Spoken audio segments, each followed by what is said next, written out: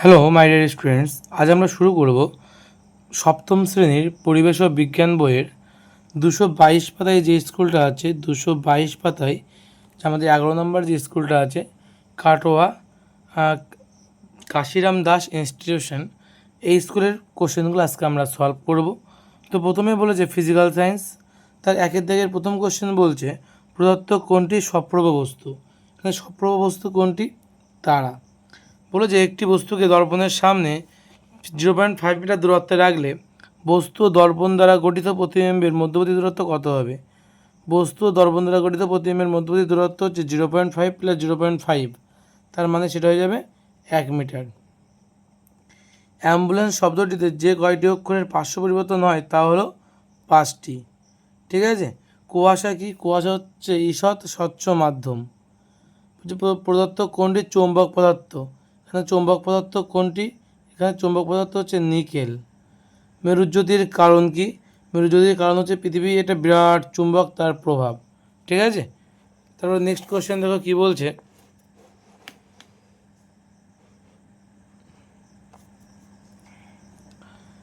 বলছে বায়ু তড়িতের কুপরিবাহী টর্চের ব্যাটারিগুলিকে বিপরীত অভিমুখে যুক্ত করে সুইচ অন করলে টর্চের বাল্ব জ্বলবে না।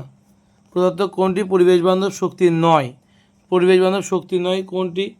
জীবাশ্ম তেল থেকে প্রাপ্ত শক্তি। কোন শক্তি উৎসটি পরিবেশে কার্বন ডাইঅক্সাইড নির্গমন কমিয়ে আনে? এটা কী হবে? সৌরশক্তি। রংধনু সৃষ্টির জন্য আলোকীয় ঘটনাটি হলো আলোর বিচ্ছুরণ।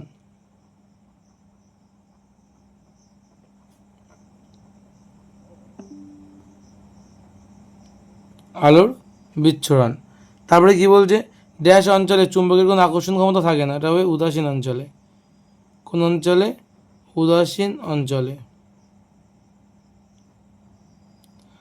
তারপরে কি বলেছে?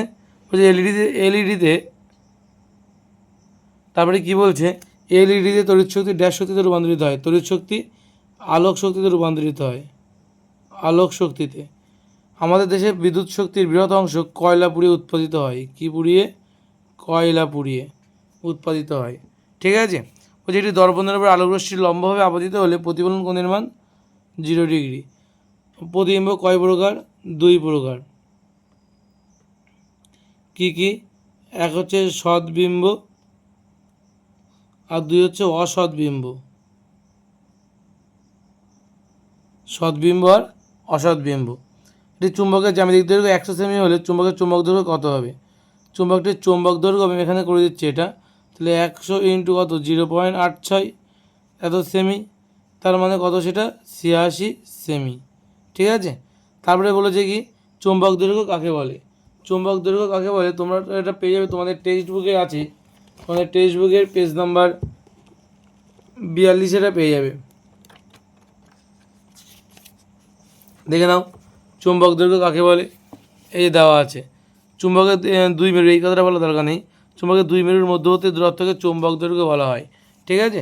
চুম্বকের 2 মেরুর মধ্যবর্তী দূরত্বকে চুম্বক দৈর্ঘ্য বলা হয়। বাল্বের ফিলামেন্ট কোন ধাতুর তৈরি? বাল্বের ফিলামেন্ট টাংস্টেন ধাতুর তৈরি।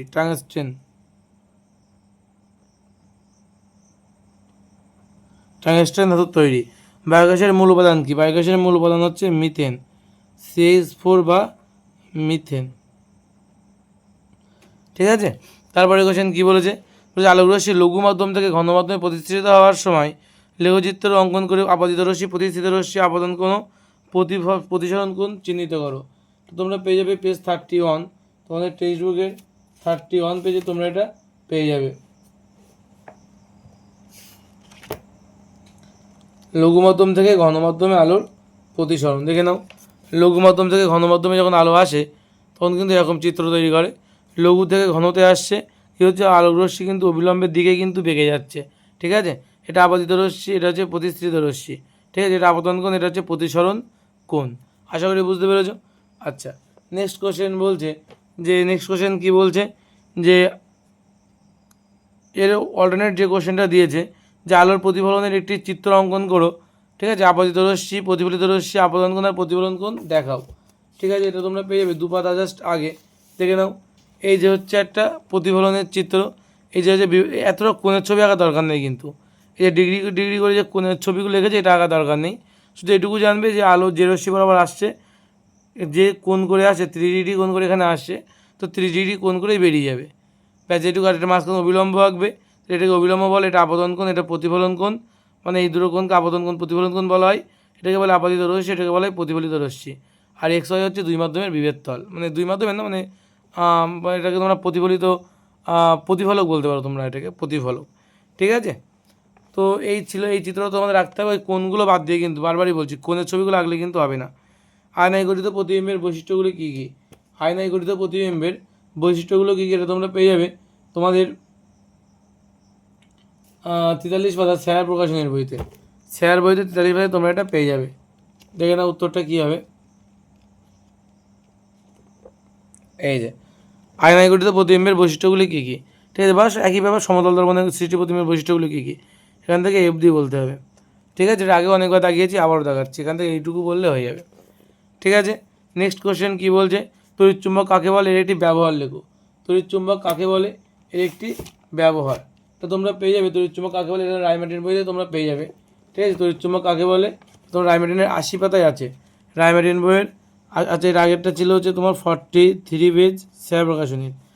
এই কোশ্চেনটা তোমরা পেয়ে যাবে কোথায়, এটা পেয়ে যাবে রায়মার্টিন বইয়ের 80 পাতায়। রায়মার্টিন বইয়ের 80 পাতায়। দেখে নাও উত্তরটা কী বলছে, তড়িৎচুম্বক কাকে বলে। এই যে দেওয়া আছে তড়িৎচুম্বক, ওই যে তড়িৎ প্রবাহ দ্বারা, কী বলছে, তড়িৎ প্রবাহ দ্বারা কোনো চুম্বক পদার্থকে কাঁচা বা নরম লোহাকে চুম্বকে পরিণত করা হলে তাকে বলা হয় তড়িৎ চুম্বক। তাকে কী বলা হচ্ছে, তড়িৎ চুম্বক। আশা করি বুঝতে পেরেছো। আচ্ছা, নেক্সট কোশ্চেন কী বলছে দেখো, একই সঙ্গে বলেছে একটা কোশ্চেন যে এর একটি ব্যবহার লেখো। তড়িৎচুম্বকের অনেকগুলো ব্যবহার আছে, একটা তোমরা বলে দাও। ডাক্তারি কাজে ব্যবহার করা হয়, চোখের ভেতর থেকে লোহার সূক্ষ্ম চূর্ণ বের করতে ডাক্তাররা বিশেষ ধরনের তড়িৎচুম্বক ব্যবহার করে থাকেন। একটা বলেছে যে কোনো একটা কাজ লিখে দিলেই হলো। ঠিক আছে, তারপরে কী বলে, যেটা তোমরা বইতেও পেয়ে যাবে কাজটা, বলছে এটি চুম্বককে সমান 3 টুকরো করা হলে কয়টি মেরু তৈরি হবে। এক এক টুকরোতে করে 2টো করে মেরু থাকে, তাহলে মোট 3 টুকরো করা হলে 3 দুগুণ 6টি, 3 গুণ 2 সমান সমান 6টি মেরু তৈরি হবে। 6টি মেরু কিন্তু তৈরি হবে। বলছে তো চুম্বকের চুম্বকত্ব কী কী কারণে নষ্ট হতে পারে। চুম্বকের চুম্বকত্ব কী কী কারণে নষ্ট হয়, এটা তোমরা তোমাদের টেক্সট বুকের এই রায়মার্টিন মানে বইয়ের পেজ নম্বর 76 পেয়ে যাবে। 76 পাতা রায়মার্টিনের মানে বই। দেখে নাও উত্তরটা কী বলছে, কী কী কারণে চুম্বকের চুম্বকত্ব নষ্ট হতে পারে। এই যে কোশ্চেনটা দেওয়া আছে যে কোনো চুম্বকের চুম্বকত্ব কী কী কারণে নষ্ট হয়, তো উত্তরটা দেখে নাও। 3 দিকের কোশ্চেন নিচের দিকে আছে একদম। এই যে এখান থেকে এই পয়েন্টটা তোমাদের সবটা লিখতে হবে, এখানে 3-4টে পয়েন্ট করা আছে, এই পয়েন্টগুলো করলেই কিন্তু লিখলেই কিন্তু এখান থেকে হয়ে যাবে। কী কী বলেছে দেখো, বলছে বারবার আঘাত করলে, উত্তপ্ত করলে, চুম্বককে বারবার চুম্বকান আর বিচুম্বকান করলে তাপ উৎপন্ন হয়, ফলে চুম্বকতা নষ্ট হতে পারে। চুম্বককে অনেকদিন মাটিতে পুঁতে রাখলে ভূচুম্বক আবেশিত দ্রুততার চুম্বকতা নষ্ট হতে পারে। চুম্বকের 2 মেরু একেবারে বিপরীত দিকে মেরু আবিষ্ট করতে চেষ্টা করে, ফলে চুম্বকের চুম্বকত্ব কমে যায়। এই কারণগুলোর জন্য কিন্তু চুম্বকের চুম্বকত্ব নষ্ট হয়ে যেতে পারে। ঠিক আছে, নেক্সট কোশ্চেন কী বলছে, 20 বিন্দু কাকে বলা হয়। নেক্সট বলছে 20 বিন্দু, এটা তোমরা 90 পাতায় পেয়ে যাবে।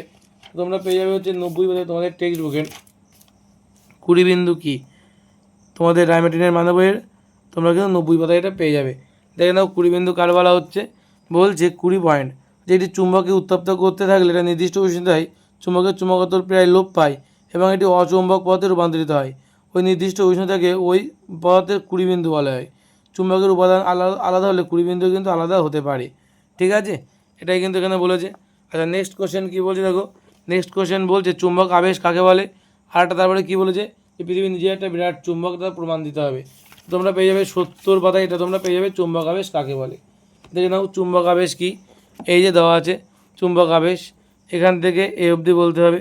ঠিক আছে, চুম্বক আবেশ কাকে বলে পেয়ে গেলে পেজ নাম্বার 70, এখানে লিখে দিচ্ছি পেজ 70 রায়মার্টিনের বই।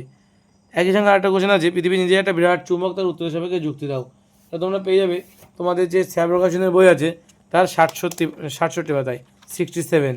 ঠিক আছে, 67 পাতায় তোমরা পেয়ে যাবে যে পৃথিবী একটা বিরাট চুম্বক, তার সমর্থনের যুক্তি।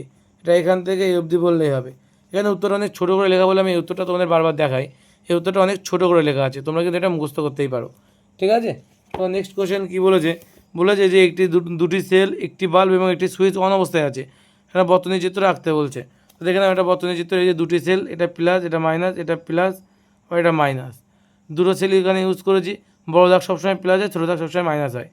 এবং বলে যে একটা বাল্ব, তাই একটা বাল্ব দিয়ে দিলাম এবং সুইচটা যেহেতু অন অবস্থায় আছে সেখানে টাচ করে দিলাম। ঠিক আছে, এটাই কিন্তু আমাদের বর্তনীর চিত্র। একই সঙ্গে বলেছে ফিউজ তারের উপাদান ধাতুগুলির নাম কী কী। ফিউজ তারের উপাদান ধাতুগুলি কী কী আছে, একটা সিসা, একটা হচ্ছে টিন। একটার নাম হচ্ছে সিসা ও টিন। ঠিক আছে, তড়িৎ প্রবাহের তাপীয় ফলের কয়েকটি ব্যবহারিক প্রয়োগ লেখো।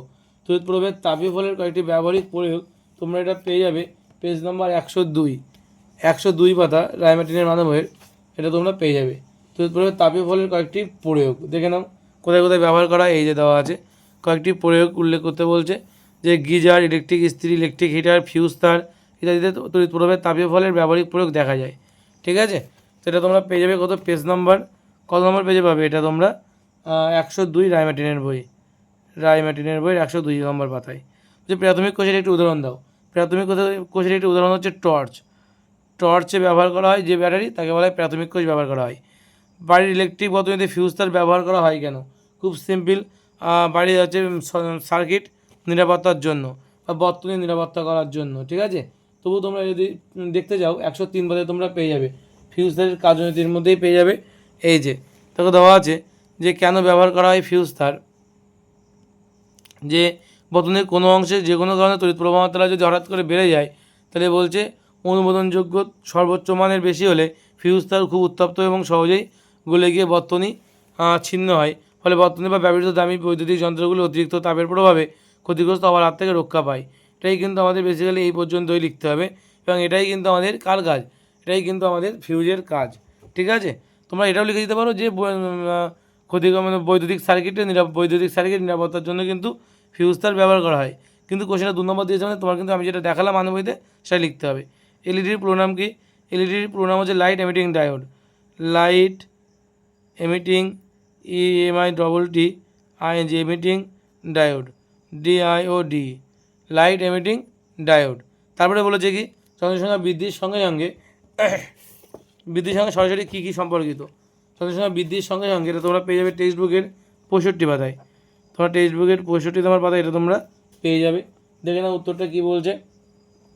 এই যে জনসংখ্যা বৃদ্ধি পেলে আরও বেশি খাদ্য উৎপাদিত করতে হবে, আরও বেশি বেশি বাসস্থান নির্মাণ করতে হবে, আর কী আছে আরও বেশি পরিবহন ব্যবস্থা দরকার আমাদের। ঠিক আছে, এগুলো সরাসরি কিন্তু জনসংখ্যা বৃদ্ধির সঙ্গে যুক্ত।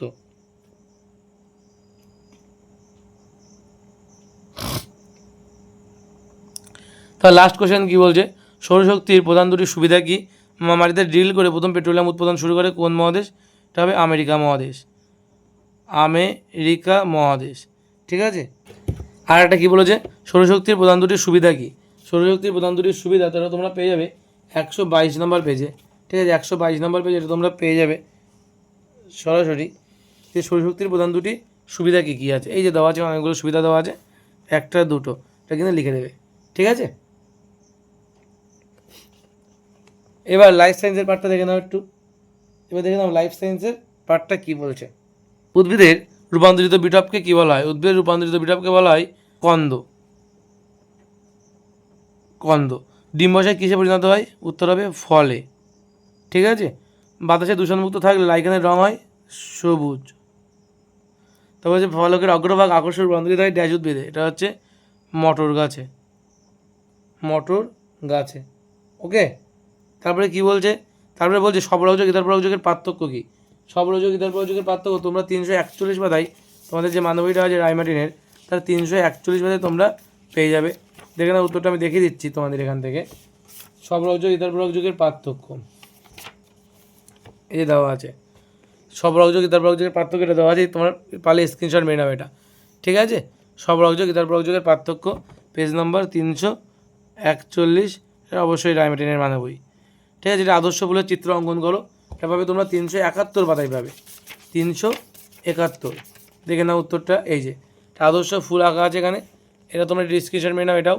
এবং এটাকে বিভিন্ন অংশ থেকে চিহ্নিত করা আছে, তোমাদের যা যা দরকার তোমরা এখান থেকে দেখে নিতে পারবে। তোমরা এই চিত্রটা কিন্তু বাড়িতে আঁকা শিখবে।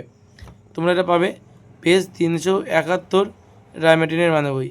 আরটা যে অভিস্রবণের গুরুত্ব আলোচনা করো, অভিস্রবণের গুরুত্বটা পাবে তোমরা 319 পাতা।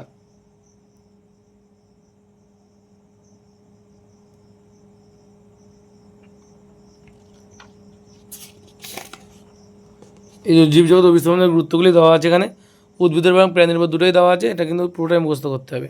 যদি আলাদা করে উদ্ভিদ আর প্রাণী বলে দেয়নি, তাই তোমাদের দুটোই কিন্তু লিখতে হবে, তিনটে করে পয়েন্ট লিখে দেবে, ঠিক আছে। তো তোমরা পেয়ে যাবে কত নম্বর পাতায়, তোমরা পেয়ে যাবে 319 নম্বর পাতায় রায়মার্টিনের মানবীতে। এই ছিল আমাদের 12 নম্বর স্কুলের সম্পূর্ণ সলিউশন। আশা করি তোমরা বুঝতে পারলে। নেক্সট দিন আমরা দেখব পান্নালাল ইনস্টিটিউশন, যেটা আমাদের লাস্ট স্কুল, ঠিক আছে, যেটা আমাদের লাস্ট স্কুল, তার সলিউশনটা আমরা নেক্সট দিন দেখব, ঠিক আছে। তো ততক্ষণ তোমরা খুব ভালো থেকো, মন দিয়ে পড়াশুনো করো, এবং তোমরা এই যে ভিডিওগুলোর প্লে লিস্ট করা আছে সম্পূর্ণটা, এইগুলো তোমরা প্লে লিস্টটা নিজের ফোনে সেভ করে রাখতে পারো, তাহলে সহজেই সেখান থেকে তোমরা পেয়ে যাবে ভিডিওগুলো, ঠিক আছে।